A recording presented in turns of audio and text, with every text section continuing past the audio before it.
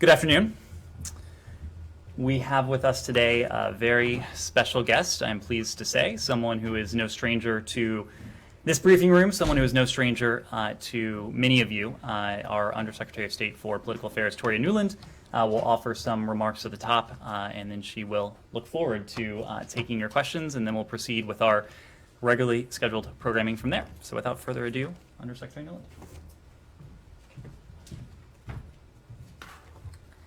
Thanks, Ned. It is an experience to be back in this room again with old friends and new. I want to just start today by offering a heartfelt welcome home to our diplomats who, along with their military intelligence colleagues, have just recently returned home from Kabul. To Ambassador John Bass, who I had a chance to greet at Dulles yesterday, to Ambassador Ross Wilson, who's returning today after serving as our Chargé d'Affaires since January of last year, and to the hundreds of other U.S. diplomats, military colleagues, and intelligence colleagues who helped on the ground. We thank you for your courage, for your sacrifice, and for your service. I also had the chance when I was at Dulles yesterday to see the receiving center for our Afghans coming off planes from the various reception centers overseas. And I have to tell you, seeing these incredible families and beautiful children being warmly received by volunteers at Dulles, it really makes you enormously proud to be an American. And while our diplomats have returned from Kabul, as you know, and we've officially suspended our presence there, our ongoing intensive diplomatic work with partners and allies in Afghanistan continues. First of all, as you know, it is this department and the Secretary's top priority to continue to evacuate any American citizen who wishes to leave Afghanistan. We believe there are between 100 and 200 Americans who remain in Afghanistan who may have some interest in leaving, and the Secretary is leading our diplomatic efforts to ensure safe passage for them and for any Afghan partners and foreign nationals who still want to leave Afghanistan. And as the President said, there is no deadline on the effort to ensure safe passage for those who want it. Within this building, the Afghan task force continues to work 24/7 on evacuation efforts. And since August 14th, the task force has been engaging American citizens in Afghanistan. They've made more than 55,000 phone calls, sent more than 33,000 emails, and this outreach continues today and will in the days and weeks ahead as long as there is a need. And from the region, hundreds and hundreds of U.S. diplomats are coordinating with third countries, specifically those with active diplomatic presences in Kabul, to discuss safe passage options and other consular services. And as you know, more than 100 countries signed on to a joint statement earlier this week expressing our expectation that the Taliban will honor travel authorizations by our countries. And on Monday, the UN Security Council adopted a very strong resolution that calls on the Taliban to honor their own commitment to allow safe and secure and orderly departure from Afghanistan for Afghans and all foreign nationals. As this ongoing evacuation and relocation operation continues, to date, as you know, 123,000 people have been enabled to leave Afghanistan, including 6,000 American citizens and tens of thousands of at-risk Afghans. Our temporary residence locations in the Gulf have the capacity to process some 37,000 people on a rolling basis, and more than 65,000 Afghans and others have transited through the Gulf, with Qatar being the largest evacuation site. And our temporary transit locations and joint bases in Europe have the capacity to process 28,000 people on a rolling basis, and all of them have been very active as well. Total of 6 countries, and I think it's 10 locations overseas for processing. And each transit center offers humanitarian support, including meals, medical care, other necessities. Our diplomats work there hand in hand with service members and uniformed officers from CBP, from TSA, from all of the other agencies who are working round the clock, first to get American citizens home as soon as they land, and then to run biometric and biographic screening on the Afghan evacuees before they are brought to the United States or processed for a third country. And we're enormously grateful to the huge network of countries that have provided critical assistance for our evacuation efforts, partners and allies: Bahrain, Denmark, Finland, France, Germany, Georgia, Hungary, Italy, Kosovo, Kuwait, Pakistan, Qatar, Spain, Switzerland, Turkey, Ukraine, the United Arab Emirates, the United Kingdom, and others who have helped transit Americans and others to safety.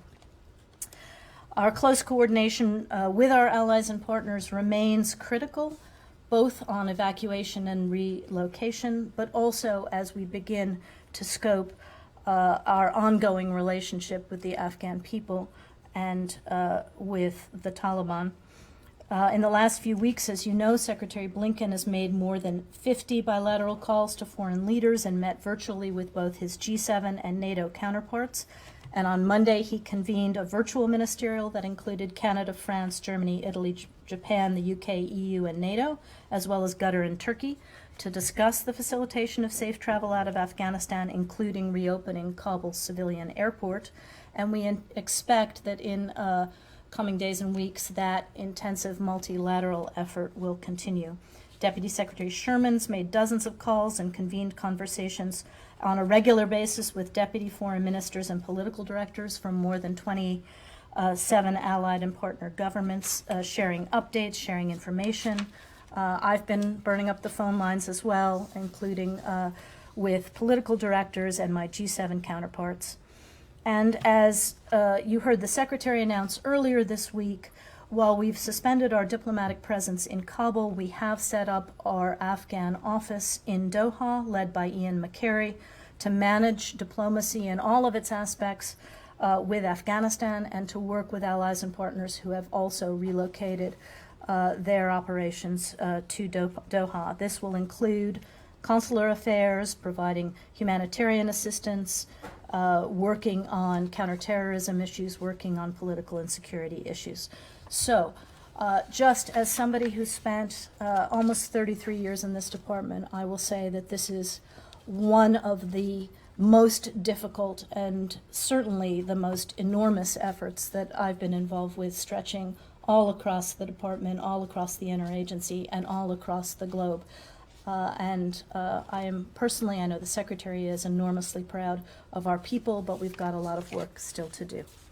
Over to your questions. Thank you. Welcome back to the podium. Thank you. I'm sure you missed it. I won't say us, I'll say it. I'm sure you missed the podium. I missed you too. Without a doubt, seeing what you described yesterday when you went to Dulles and seeing the Afghan families getting off the planes, everyone I think understands that, but I think everyone in this room either has personally spoken to or has colleagues who have personally spoken to U.S. citizens, particularly, or LPRs, legal green card holders, who were being assured, who are still in Kabul, who did not get out, who were being assured up until the very last minute that, hey, we know where you are, you're not going to be stranded, and now they've been stranded. So what are you telling them now, presuming that you're still in contact with these people, particularly as reports start to increase about the Taliban doing exactly what they said they wouldn't do, which is exacting revenge on people? And I'll let someone else ask about the SIVs, but that's what is the message right now to U.S. passport holders and families who are like all green card holders who were not able to get out? Well, Matt, as I said, these efforts did not end on August 31st, and they will not end until we have secured the evacuation of any American citizens and LPRs and folks who worked with us and served the American people who want to get out. So we've been in contact with them in the last 24 hours to tell them that we are looking at all possible options, air routes, land routes. to continue to find ways for them to help evacuate and to support them in that. We're trying to ascertain who precisely still wants to leave, who their dependent family members are, what routes may or may not feel comfortable to them. We're also working intensively, as you know, with countries on the ground who are trying to get the civilian airport open. We're also looking at land routes, talking to our allies about how that might work and how that has worked. So we're looking at all possible options, but we're also conveying to them that their safety and security is of paramount concern to us. And as you have said, and as we saw during the military phase of the evacuation, we have profound security concerns. It's a very volatile situation, and the Taliban have to demonstrate that they can maintain security for the rest of this. People's confidence in the United States has been shaken, perhaps irrevocably, by the fact that they were being told as recently as over the weekend that you knew where they were and that they weren't going to be stranded, and yet they were. So what precisely are you telling them other than we're doing everything that we can to try to get you out, even though it's clear that you don't have a way to do it yet? Well, the messages are being tailored depending upon who they are and where they are. I'm not going to get into the specifics of that, but the first thing we have to do is ensure that we can get air routes and land routes secured, and that's what we're working on. But what we mostly need to understand is to continue to evaluate who is where, who they have with them, so that we can, on a case-by-case basis, do what we can to tailor evacuation routes for them. Thank you. Thank you, Madam Undersecretary. So I have two questions. One is basically following up on that, but I want to expand it to the SIVs as Yes. well. And I understand you may not be able to share precise plans, but for example, one of the people that Matt mentioned is somebody that I spoke to in his first story that we put out today, and this is a US passport holder, and he has 6 daughters.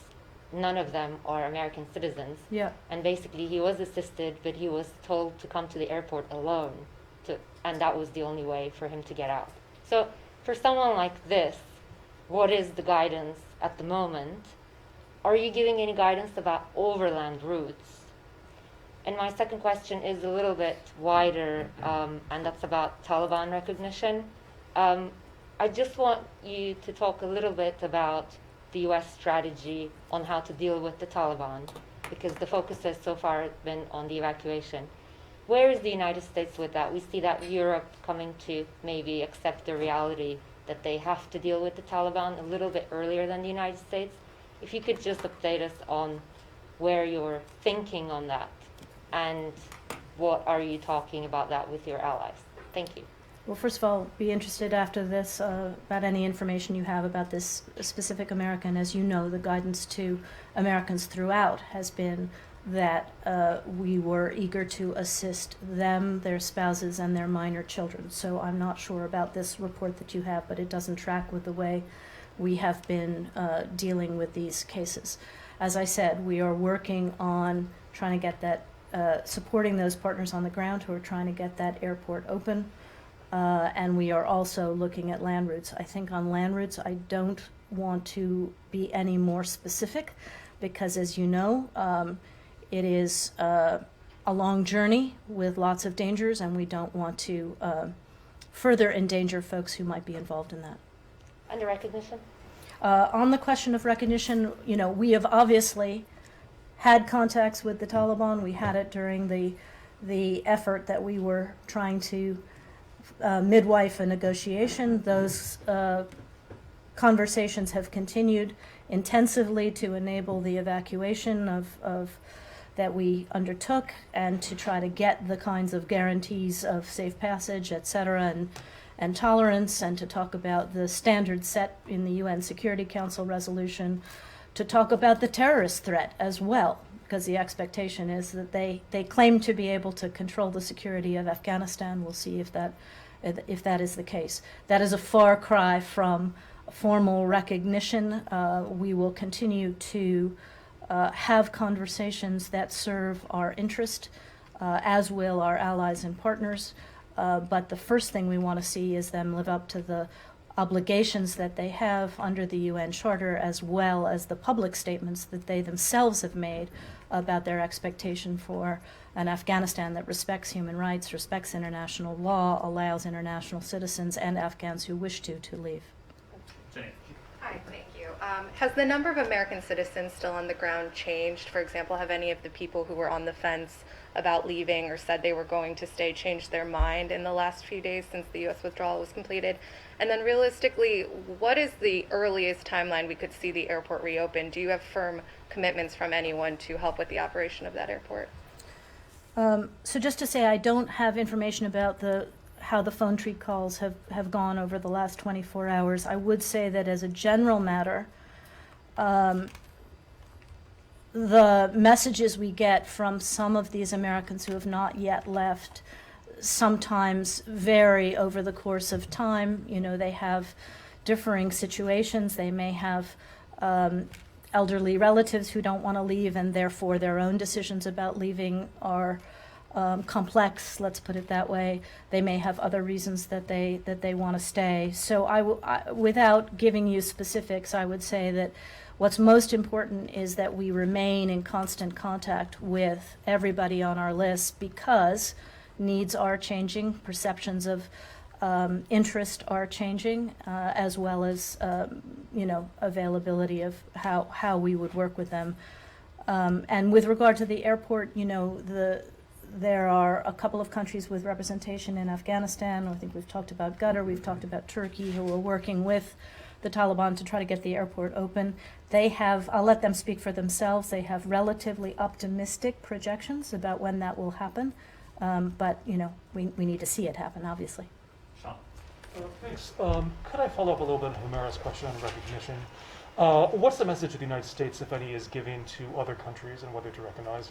As you know, there are reports that the Taliban may announce some sort of government in the coming days. First of all, what are the U.S. expectations for that government, including on inclusivity? And is there a message to other countries on whether or not to recognize this government that they announced? I think I'm not going to go too far down this road, other than to say that we stand by what was in the UN Security Council resolution. Those are the international community's expectations and the UNSC's expectations for a Taliban-led government and the way it will govern and the way it will interact with the international system. I think we need to see them live up to their own commitments and live up to the standards set by the UNSC before we go very far down this road. Yeah, thank you. Good to see you. Good to behind see you, the Said. podium. Very quickly, you, the President, Secretary of State, they all keep saying, we expect the Taliban to honor their commitments. What is in their history that actually points to the fact that they will honor these commitments? I mean, that's quite a journey from the time they went in to obliterate them, destroy them, blow them out of existence, to today when you are actually counting on them to honor their commitments. Well, Saeed, I think you just made our point that we're not going to take them at their word, we're going to take them at their deeds. So they've got a lot to prove based on their old track record, as you know. Now, they also have a lot to gain if they can run Afghanistan far, far differently than they did the last time they were in power. And they have said that they want to be welcomed into the international community. Well, we set that standard in the UNSC resolution on Monday, and it's really now up to them to form a government and manage the country in a manner that lives up to those standards. Thank you. Thank you. Good afternoon, Madam Undersecretary. Welcome to the podium. Thank you. I'm really having a flashback here. It's I just know. faces are the same. We'll come back to the briefing room. If I may, if I may ask about SIVs, is the State Department advising Afghanistan SIV applicants to transfer their cases to embassies or consular offices outside of Afghanistan?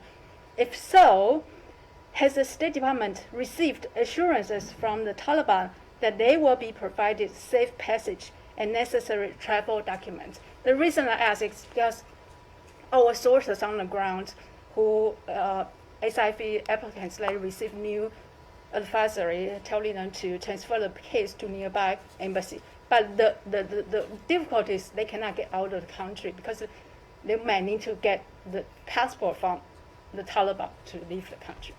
So if you would like to. Okay, well, I don't want to get too much into the complexities of consular work because I will, mess it up. But let me simply say that first we have a large number of SIV applicants or SIV eligible people who are currently being processed already for entry into the United States, or they have already arrived. If they already had their SIV foil in their passport, then they can come right in. If they were halfway through processing, then that processing has to be continued wherever they are. And they are also on our priority list if they are still in Afghanistan to try to help them to evacuate if they so wish or if they are at risk. Now, some SIVs have found themselves, or SIV eligible folk have found themselves in countries other than where we have our transit centers.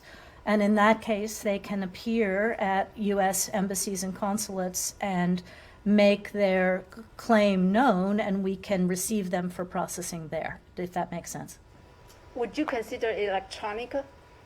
I'm sorry? Would the State Department consider issuing electronic documents? So for those folks who are still in Afghanistan, who have a claim to come and who we want to help evacuate, part of this process will be to ensure that they have a travel document from us that the Taliban will recognize, because they have said that they will allow folks who have a legitimate travel document to evacuate. So, as I said, some already have that document, some have an electronic document, some we may need to work on building a named document, and we're looking at all of those things and working on them.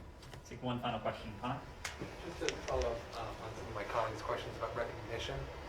I know you said that you'll monitor the Taliban's deeds here, but less than a month ago, Secretary of State Blinken said from that podium that international recognition, along with international aid, the lifting of sanctions, he said none of those are going to be possible if the Taliban seeks to take the country by force. They now have done so, and so why aren't all of those things inherently off of the table? What does it say about America's word here that they aren't?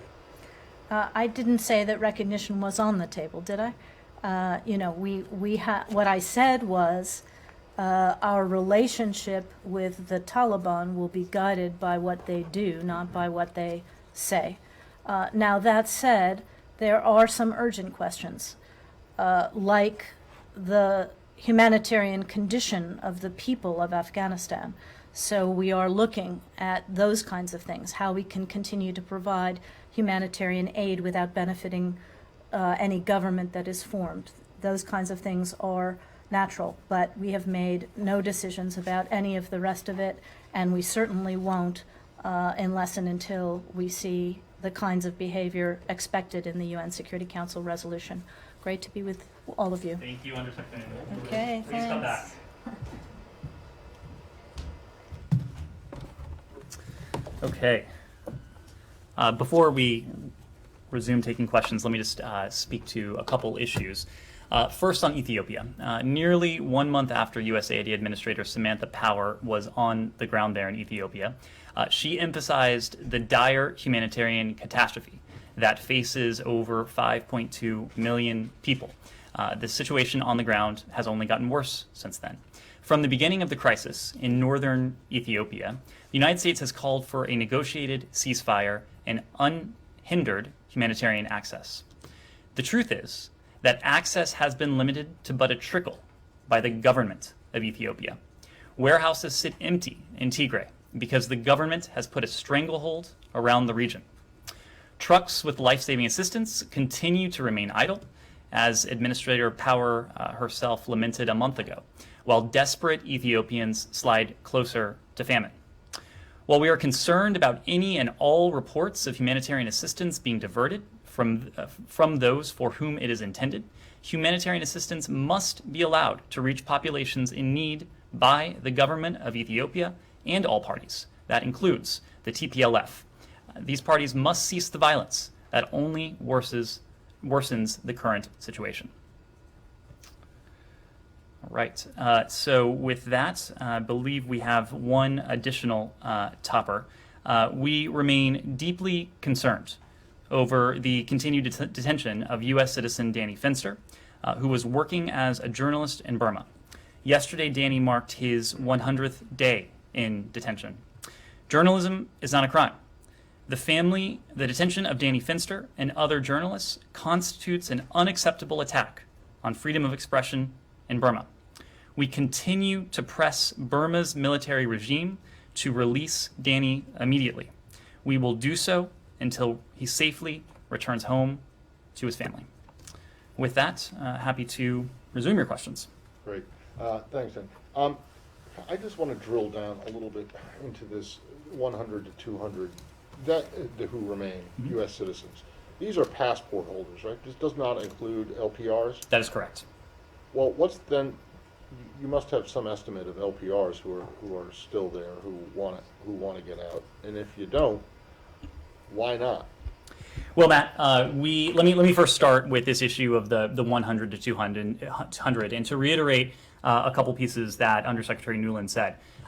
We've been at this point of 100 to 200 over the past couple days. You heard this from Secretary Blinken. You heard this from the president as well. But it is also true that over the past couple days, and in fact overnight, we have been in touch with everyone in that remaining 100 to 200, and we do have a little bit more fidelity on that group that we've been able to garner over the past couple days. We have said that the number is likely closer to 100. Everything we have seen over the course of the past 48 to 72 hours indicates that is in fact the case. The number is likely closer to 100, perhaps considerably closer to 100. Again, this number is dynamic. It will go down, and in fact, we have received confirmation that some of the individuals we initially included in this range of 100 to 200 were in fact never in Afghanistan, or were not in Afghanistan when we were doing that outreach, or have safely returned home in recent hours. I'm asking about green card holders, Right. who you also have a responsibility to, along with the SIVs and other SIVs. But now I'm just asking about green card holders. Was there a decision made at some point to forget about those people No. and only allow U.S. passport holders in and into the airport through your checkpoints, not the Taliban checkpoints, but through your checkpoints and onto and onto planes? Because a lot of them feel like they frankly got screwed here and that they were lied to, because they had been told by people on the task force, just what I mentioned to Toria, that we know where you are. We're not going to let you. We're not going to strand you. Don't worry. Stay tight. Hold tight. And now, what do they do? I mean, are you in touch also with the green card holders? So, Matt, in the last 24 hours? So let me start by saying we have a special responsibility to American citizens, and that is spelled out in 22 U.S. Code, Section 4802. It is spelled out in some detail there, the special responsibility we have to U.S. citizens. We also do have a commitment to LPRs, to lawful permanent residents, and we have been in touch with LPRs. We had good reason at the time to be in Afghanistan as the evacuation operation was underway. So when we first started messaging American citizens, SIVs, other at-risk Afghans, we absolutely did and continue to message lawful permanent residents. So let me just make another point here. We have been consistent in that messaging that we will do during the course of the evacuation, everything in our power and space permitting to bring them to safety on a U.S. military airplane. Now, of course, our commitment has not expired. That commitment endures. And now we remain committed to bringing them out of Afghanistan if they should choose to do so. When it comes to the number, we have gone to some pains to explain how we arrived at the figure of approximately 6,000 when it comes to American citizens. That is a figure where we have the greatest fidelity, again, because our first responsibility and our first commitment in all of this has been to American citizens and American passport holders. The number, when it comes to LPRs, is of course going to be larger. it is going to be and it has been, a more complex endeavor to determine with any specificity what that number may be. We've been able to refine it. We believe that we have effectively been able to message this universe of individuals, but we're just not able at present to give you a firm figure as to how many LPRs may be in Afghanistan who wish to leave. But again, our commitment to them remains. If there is an LPR in Afghanistan who indicated a desire to leave before, or who changes his or her mind in the coming days, weeks, months, or beyond, we will help that person. We will help that person depart Afghanistan. The family that I'm referring to, and possibly the family that Humera is referring to, I mean, they were told, you guys do know. It defies logic to think that you guys don't have even a rough estimate of the number of LPRs who are out there. We have endeavored throughout this to provide only numbers in which we have a high degree of confidence. That is why many of you have asked about reports that the number of Americans was much higher than it actually was. There have been a lot of numbers thrown around. We have done everything we can to provide you with information that is both timely, but that is also accurate. And given the complexities involved in boiling down a number like that, not only taking the number of LPRs, but then boiling it down to how many of those LPRs may wish to leave the country, that is something that will take time for us to offer publicly with some degree of precision. Humera. Ned, there is actually a story that's just out there from Politico, citing 3 people familiar with the matter that Ross Wilson, former charge d'affaires of the U.S. Embassy in Kabul, recently tested positive for COVID, and that he currently has only very mild cold-like symptoms. Can you confirm, deny, or say anything about this? I hope you're not surprised to hear me say, we of course are not in a position to speak to anyone's private health records. What I will say is that when our officers come out of Kabul and they spend time in a transit point, they are tested for COVID as a matter of course. And so we are taking all appropriate precautions for individuals who are coming out of Afghanistan. Look, I don't have to tell you that individuals who are being relocated, who recently left Kabul, have been involved in one of the most ambitious, one of the most intense operations this department and this government has ever undertaken. They have been around, I would presume, quite a few people. The social distancing may have been difficult at times, and so that is why we are taking these precautions for anyone who has recently come out of Kabul. Sure, he's just traveled on a plane though, so I can assure you that if we knew someone had tested positive for COVID, we would take appropriate precautions to relocate anyone like that back to the United States. Okay, I have one more on your favorite, which is numbers. In the briefing earlier today, a senior State Department official basically said a majority of the Afghan SIV applicants were still in Afghanistan. So based on your commitment to get them out, surely you do have an estimate or a number how many people they are. Can you give a rough number? Tens of thousands, thousands, close to 100,000? So I can give you a little more specificity, but let me just explain why we're not yet in a position to provide a firm number. As we've said, during the evacuation process, our priority was putting as many people on as many planes as quickly as we could. And of course, we brought to the United States, or to third countries, about 124,000 individuals. Of those individuals, most of them have not yet arrived to the United States or to the third countries where they will undergo processing. And so we are not yet in a position to have specificity, because they are not yet, in most cases, in our system, to determine how many may have been SIVs, how many may have been our locally employed staff, how many may have fallen into the P1 and P2 category.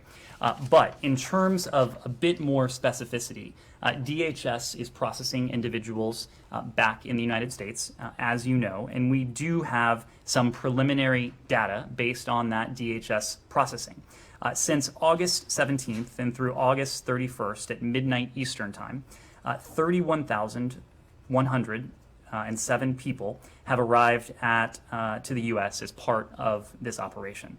So of that subset, which of course is just a small subset of the 124,000, we understand that about 14% are U.S. citizens, or 4,446. About 9% are LPRs, 2,785. And the remaining 77%, 23,876 individuals, are Afghans at risk. And of course, falling into that category are SIVs, other visa holders, P1, P2 referrals, and perhaps others as well. So it is fair to say that the vast majority of individuals who were evacuated as of August 31st fall into the category of Afghans at risk, and many of them will be SIVs. I should also hasten to add that the U.S. citizen figure here, the 14%, that's 4,446. As you know, we ourselves evacuated approximately 5,500 and probably more U.S. citizens. So that's the vast majority of U.S. citizens. So these initial figures probably overcount U.S. citizens, because our first priority, as we've said, as I was telling Matt earlier, was and is to U.S. citizens, to U.S. passport holders. So as additional individuals come to the United States, we expect the proportion of other categories of LPRs and Afghans at risk to rise. What was the start date for that? You said August 17th. 17 to 31? That's right. Sean. Sure. Can I ask you about the issue of the journalists from Radio Azadi? There's, of course, been a lot of concern about, first of all, their estimates, and the numbers issue, their estimates about how many are there. There's estimates of hundreds. Do you believe the United States has done everything that it can to help these people get out if they choose to? And what's the game plan now for helping journalists from Radio Azadi to leave if they so choose? We will continue to do everything we can. We're not talking about this in the past tense because our efforts have not ended. Our efforts will endure. We have made a commitment to those who have served the U.S. government, to those who have served the U.S. The American people, to, of course, American citizens and lawful permanent residents as well. So you heard from Undersecretary Newland that we are considering all possible options to facilitate the departure of individuals in these categories from Afghanistan. As a predicate for that, we have worked with the international community, more than half the world's countries, all of the most important stakeholders have signed on to the idea that the Taliban must uphold their commitments of safe passage. That was job one, to underscore that predicate and to make clear to the Taliban that should they not uphold that commitment, the international community would be in a position to hold them accountable to that. Number two is working on these potential routes for departure. And I mean routes literally, and we've talked about overland routes, but also pathways like civilian airports. Well before the last military plane left, we had engaged in diplomacy with countries in the region, to include Qatar, to include Turkey, brought in the private sector as well to do an assessment of the airport, and our goal is to support a safe reopening of this airport just as soon as we can, for two reasons. Number one, to allow the provision of humanitarian supplies to the Afghan people. You need a functioning civilian airport to do that. But number two, of course, is to provide a means by which those to whom we have a special commitment to depart the country. That's what we're working on as quickly as we can. We're working to support the efforts of our partners on the ground, and this is a priority for all of us. I want to change topics, if I may. Well, let's take a couple more questions on Afghanistan, and then we'll come back. Yes. Right. Ned, so just to drill down a little bit, I've been speaking with an American citizen today. His parents, sister, and grandmother are stuck in Kabul. They tried to get out of the chaos, they couldn't, and State Department's telling them today that it could be days, and they haven't communicated a plan for them. And so my question is, what assurances, what confidence can you give them? Because it seems to them that you're telling them you don't have a plan. And then in the larger sort of numbers category, since we're doing numbers, have you gotten any American citizen out since the last flight left on August 30th? So what I will say is that we are exploring all possible options to bring Americans, to bring LPRs, to bring those to whom we have a special commitment out of Afghanistan if they should choose to do so. When we have options for these individuals, and I say when because we have a commitment and we are going to continue to do everything we can to support their desire to leave the country, we will communicate directly to them personalized instructions on what they should do, when they should do it, and how the United States government feels we are best positioned to help them do that. So I can't speak to specific cases, but what I can say broadly is that specific individuals in Afghanistan, to include American citizens and others, who may have recently decided they wish to leave the country or were unable to leave the country during the evacuation, or might decide tomorrow or next month or next year that they wish to leave the country, they will receive specific tailored messages from us as we develop and start to operationalize these plans. And then Yes. Did you have a number for have any Americans gotten out since that last flight? I don't have data to provide on that front. Well, Two questions. One, the Taliban had showed interest that the U.S. would continue its diplomatic presence in Kabul. What were the reasons for why you moved your diplomatic presence from Kabul to Doha? Was it because of security reasons, or secondly, you don't recognize Taliban as of now? It's not an either or. Our first priority is the safety and security of the American people. We've talked about this in different contexts today, but that certainly applies to our diplomats and other professionals who would be serving in any diplomatic mission around the world. And we made the judgment for, I think, reasons that should be understandable to everyone, that it was not appropriate for us to maintain a diplomatic mission in Afghanistan at this time, given the security environment. Now, on top of that, there are other issues of recognition and what our diplomacy towards any future government in Afghanistan might look like. We feel that we are best equipped to approach any future government in Afghanistan from the team we have on the ground that is already operating on the ground in Doha. We are aided in that endeavor by the fact that a number of other countries around the world have offices in Doha where they have engaged with the Taliban previously, where much of this multilateral diplomacy has taken place. So we came to the judgment, as have many other countries, that approach from Doha was the appropriate setting to undertake this. Connor. One more question on former President Ashraf Ghani. I think you call him a former now. Right. He has said that in his talks with President Biden, last conversation, which was reported today, that there were 10 to 15,000 Pakistani soldiers in the Taliban group who he's using the word invasion of Afghanistan. Do you see the foreign troops within the Taliban, foreign forces within the Taliban, who are now ruling Kabul and Afghanistan? I'm just not in a position to comment on that, to confirm those reports. If we have anything more, we'll provide it. Yes, Connor. On the issue of land routes, I know you don't want to give a lot of operational details, but can you just say whether or not that would involve any U.S. government assets helping people get out of the country?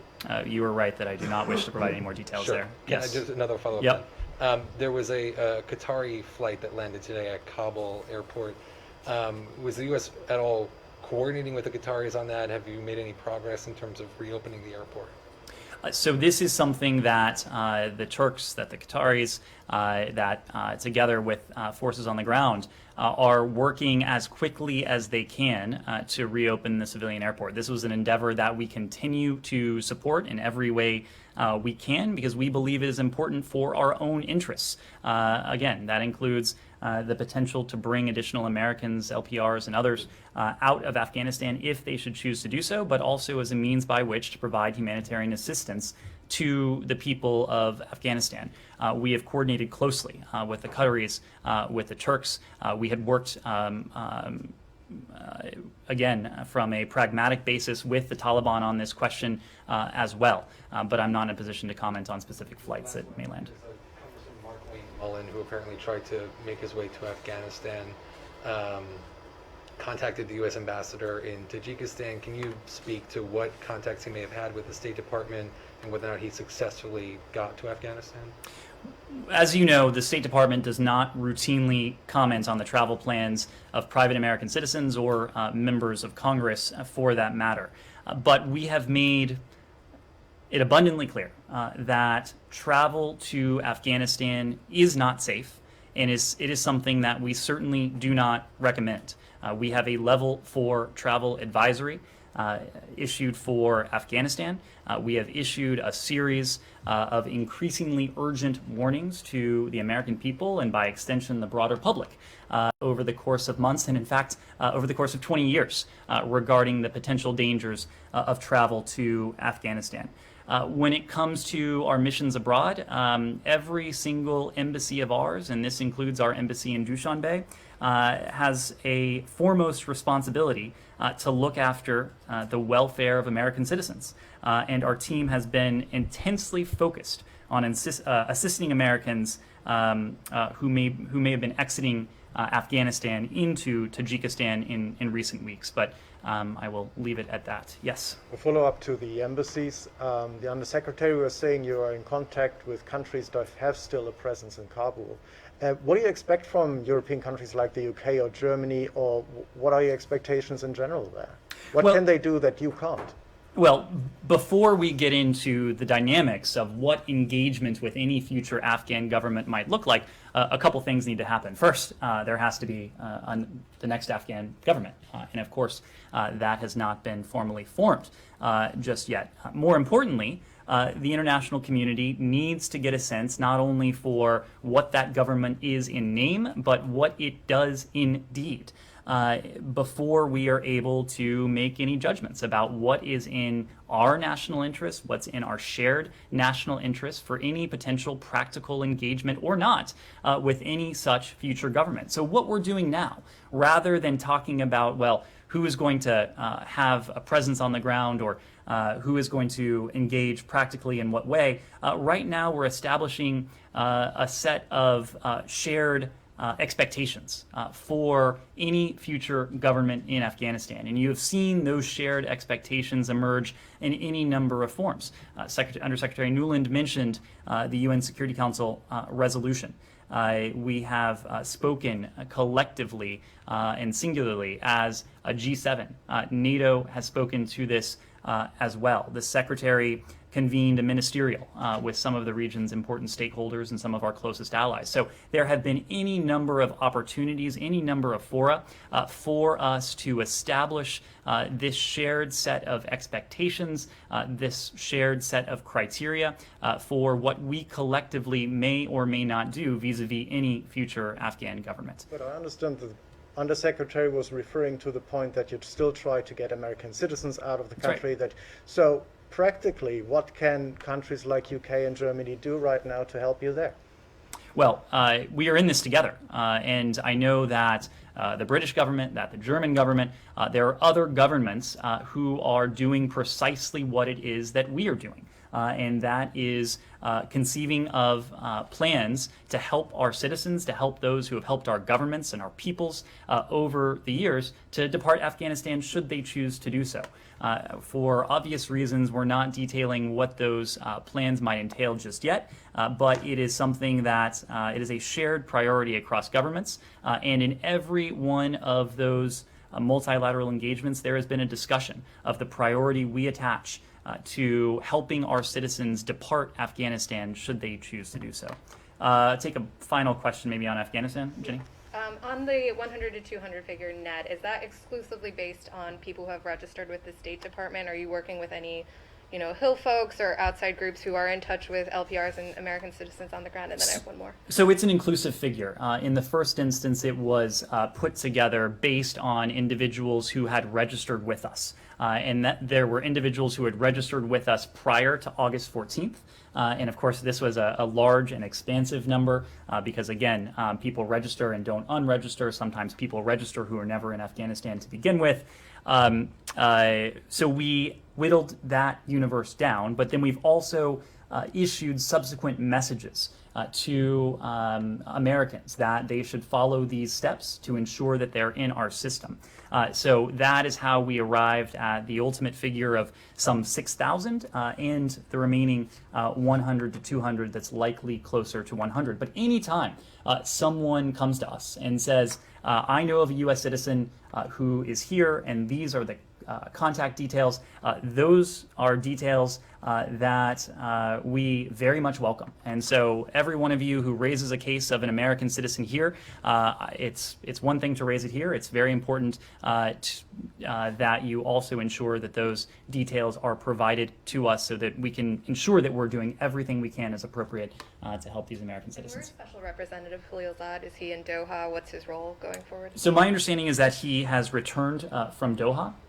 As you know, we have a team in Doha that is now led by Ian McCary, our former DCM in Kabul, who will continue to lead that office. As is often the case, however, we do have there are some cases in which we have a diplomatic mission, but we have a special envoy or a special representative.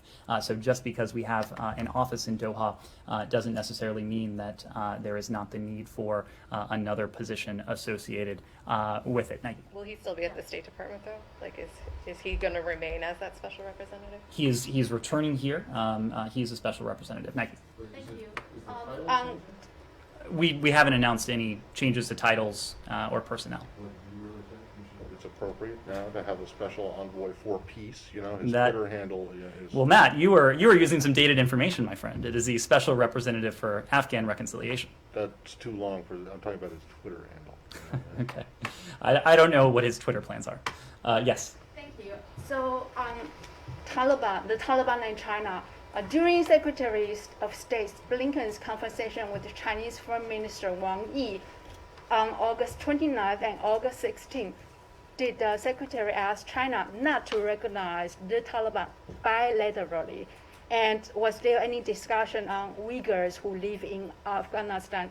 Because there are fears and concerns they may be deported back to China. And if you could entertain preview Secretary, where will he be next Saturday, which is the 20th anniversary of September 11? I fully expect the Secretary will mark the solemn anniversary of the 20th anniversary of September 11th. We'll have more details on that as the date approaches. When it comes to our engagement with the PRC, Afghanistan is an issue that we have discussed at high levels with the PRC for some time now. It was not only in the most recent conversations between the Secretary and Foreign Minister Wang, or prior to that, Director Yang, that this was brought up, but in other senior level engagements, to include Deputy Secretary Sherman's engagements with her counterparts, this was raised as well. I wouldn't want to characterize beyond that the substance of those discussions. I would note, however, that in order for a UN Security Council resolution to emerge from the UN, no country, no permanent member can stand in the way. And in fact, a resolution did emerge from the UN Security Council, and I'll leave it at that. Yes. Yeah, another China-related question. So today, there's a Chinese order that goes into effect. It's a maritime order stating that all international vessels must report to Chinese maritime authorities their cargo and other relevant information. And so I'm wondering if the State Department has any response to this. We got word from the DoD that they're saying unlawful and sweeping maritime claims, including in the South China Sea, pose a serious threat to the freedom of seas, including freedoms of navigation and overflight. And so, being that the State Department has made quite an issue of maintaining a free and open Indo-Pacific region, wondering what sort of reaction the State Department is going to have, what sort of discussions they may have with China, or have there been any connections with China or discussions with China about this edict that goes into effect today? So at the core is the principle of a rules-based international order, and our steadfastness in standing by the principle that there should be universal set of rules for all countries, large and small, to include in the maritime domain. This is something that we have discussed with our partners and allies in the region. It has been a staple of our discussions in the Indo-Pacific. It has also been a staple of our discussions with the PRC, and we have not been shy about lodging our protests and together, in many cases, with our partners and allies, standing up to unlawful, excessive maritime claims of the PRC. We will continue to do that. Saeed. Sorry, can I ask, has there been any connection with respect to the edict that goes into effect today? If we have a reaction to that, we'll get that for you. Thank Saeed. Issue. Last week, there was an agreement in this building, apparently, on allowing Israel into the visa waiver program. Now, when the law was passed back during the 113th Congress, I believe, public law 113/296, it stated clearly, the version that passed, that Israel must cease its discriminatory action against Palestinian Americans. They were always denied entry and so on. And my question to you, because the version that passed clearly stated that Israel must satisfy the requirements and the parameters that you guys set. And my question to you, will the Biden administration ensure that this law is followed and that Israel will remain ineligible to join as long as it continues to discriminate in its entry policies toward Palestinian Americans? Saeed, when it comes to the visa waiver program in Israel, and this, I believe, was mentioned in the readout of the president's meeting with the prime minister as well, we support steps in the bilateral relationship that would be beneficial to both of our peoples. And one such step is working together towards Israel fulfilling the requirements of the program, of the visa waiver program. The Secretary of Homeland Security, in consultation with the Secretary of State, is authorized to designate countries to participate in this program, the VWP, provided that the countries meet all the requirements. Our experts have been in talks. Obviously, in recent days, there have been higher level talks, and we're prepared to enhance consultations as Israel works on addressing the program's requirements. Now, just a quick follow-up on the Palestinian issue, but you still hold Israel responsible to fulfilling these requirements, correct? There is a set of requirements that any and all countries must fulfill in order to join the visa waiver program. In the past few days, there were meetings between the Israeli Defense Minister Gantz and the Palestinian Authority President Mahmoud Abbas. There was a meeting between Abbas and Sisi. There's talk about a meeting between Bennett and President Sisi of Egypt. Are you involved in any of these talks? Are you, whether directly or indirectly, are there any talks between this administration and any of these, the Palestinians, the Israelis, the Egyptians on this issue?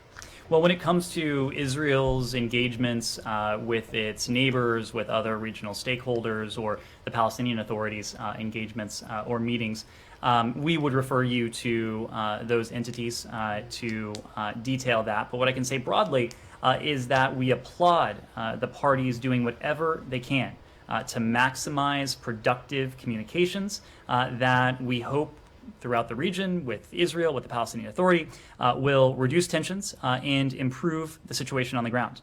This administration believes that a negotiated two-state solution is the best way to resolve the Israeli-Palestinian conflict, and we have made clear on a number of occasions that Israelis and Palestinians alike deserve to share equal measures of safety, of security, of prosperity, and dignity, and that is what we continue to work towards. I'll take a final question. Sean. One small one on India I have. Sean. I'll be brief. The European Union has recommended or taken a step toward reimposing travel restrictions on Americans, especially non-vaccinated Americans. Does the United States have any stance on this? Would the United States accept this or would it be upset if this were to go forward? Does this at all affect American thinking on reducing travel restrictions for Europeans? Well, we are following this issue closely. We do appreciate the transparency and concerted efforts of our European partners and allies to combat this epidemic. As the conditions evolve, we regularly update U.S. travelers and encourage all travelers to visit our website for the latest information on COVID-19. We, as a broad proposition, look forward to the resumption of travel, travelers between the United States and Europe, travel between the United States and all regions, just as soon as it is scientifically advisable. As you know, the EU announcement also distinguished between vaccinated and unvaccinated travelers. It continues to be the position of this administration that vaccines are safe and effective, and in this case, they are effective for facilitating the travel to the EU as well. Just two quick follow-ups, really quick. Did you see Israeli Foreign Minister Yair Lapid said that Biden administration's plan to reopen the U.S. consulate in Jerusalem is a bad idea? Does the U.S. have a response to that? And the second one is about Danny Fenster. I think you guys have said that you lost contact because of the protests in prison. Have you been able to see him or reestablish contact since then? When it comes to our CG in Jerusalem, Secretary Blinken has addressed this on a number of occasions. In May, he said, quote, "The United States will be moving forward with the process to reopen our consulate in Jerusalem." We don't have any updates to share at this time. When it comes to Danny Fenster, yes, we have been in more recent contact. Let me just. As you know, Danny marked his 100th day in detention on August 31st. Yesterday, we continue to seek regular contact with Danny and spoke with him by phone, most recently on August 27th. We're also regularly in touch with the Fenster family as well. Just on the Consulate General, so you're aware of this argument that's being made by some in Israel that you guys need to have specific permission, agreement from the Israeli government to reopen the consulate building as a consulate. There is a counter argument, and I want to know if the administration agrees with that, which is that since this Consulate General was actually older than the state of Israel itself, and although the building was closed as a consulate, its staff was moved into the Palestinian Affairs Unit at the embassy, that it is not technically opening a new consulate or even actually reopening a closed consulate. Is that the argument that this administration is? Well, Matt, as you just aptly demonstrated, I don't think it does me or us any favors to weigh in on what is a complex legal and historical issue. But as the Secretary has said, we will be moving forward with the process to reopen our consulate in Jerusalem. Lalit. India's Foreign Secretary Ashwardhan Shingla is in town. Do you know if he has any meetings in the building tomorrow or day after? We will update you with any meetings, any updates to the schedule, and we'll provide those as we're able. Thank you all very much. Thank you.